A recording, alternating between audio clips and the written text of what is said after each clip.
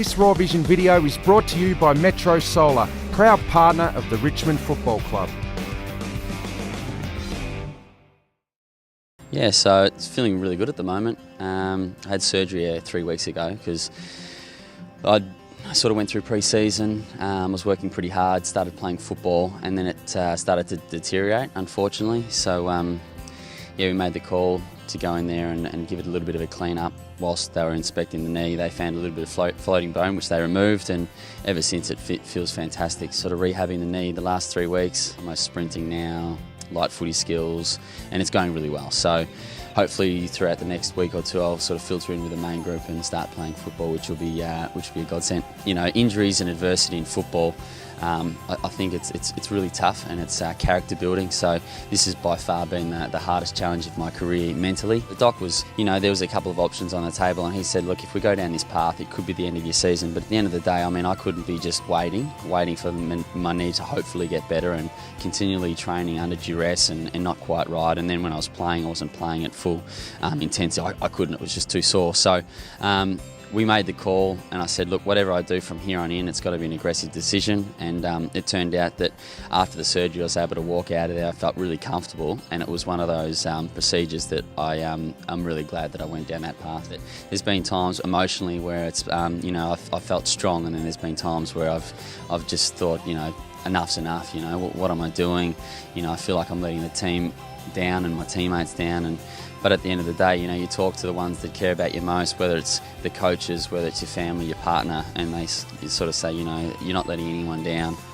You know, you didn't mean for this to happen, and it puts you back on track. And you know, I had a good chat with Ivan about, you know, where I was at, because he was in a similar position at the start of the year. And you just have to be patient through injuries and make sure that you listen to your body, and it will let you know when you're right to go. So with the injury that I've got at the moment, I mean, there's no real danger of doing this similar injury again. It's more so whether it deteriorates. So that's why the focus is I'm spending a lot of time in the gym, making sure that the tendon's getting stronger, and then, you know, working really hard on the track. And if I can start stringing games together and getting that trust in my body. It's tough when, you know, every day you've got to rock up at the same time, and you've got to look at a black line when you're doing a pool session, or you're on countless hours on the bike or in the gym sort of punching out lightweight sessions because you don't want to do anything to aggravate your knee when the other boys are doing sessions that are getting them better. It seems like the whole time that they're extending the gap between where you were and where you want to be. So it is tough, but I think you just got to keep focused and understand that you will get back there, and I'm sort of not very far off it. And the fitness staff here have been fantastic. I sort of owe a lot to them in terms of how they've dealt or managed my injury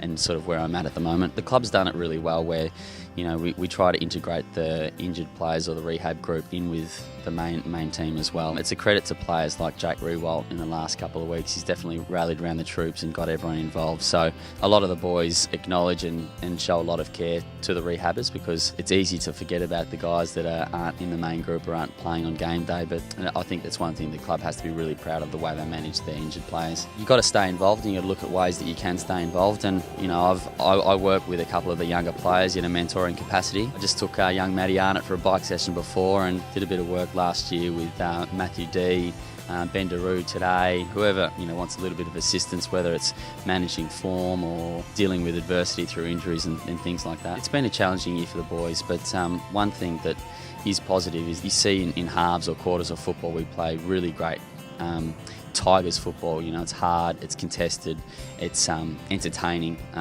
So I think the boys have to draw a lot of confidence in the way that we go about it.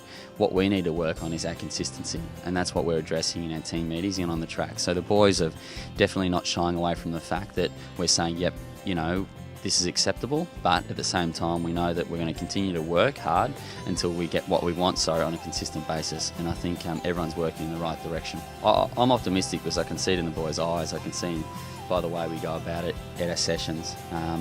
You know, the players are starting to really lead the way about what we want to achieve and how we want to go about it. And on the track we've been training really well, and I think it's just making sure we continue to do all the little things whether it's nutrition, whether it's sleep, whether it's extra rehab or whatever, to make sure that we bring that consistency, that hard edge into our game.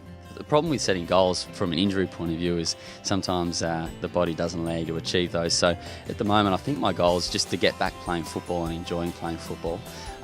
When that happens, then no doubt I'll sort of put an expectation on performance, and hopefully, I'd like to play AFL towards the end of this year, and good AFL football for the team, and sort of build a bit of momentum into pre-season. So fingers crossed that happens, and I'll be a very happy man. I really want to get back out there and do what I enjoy doing most, and that's playing good football.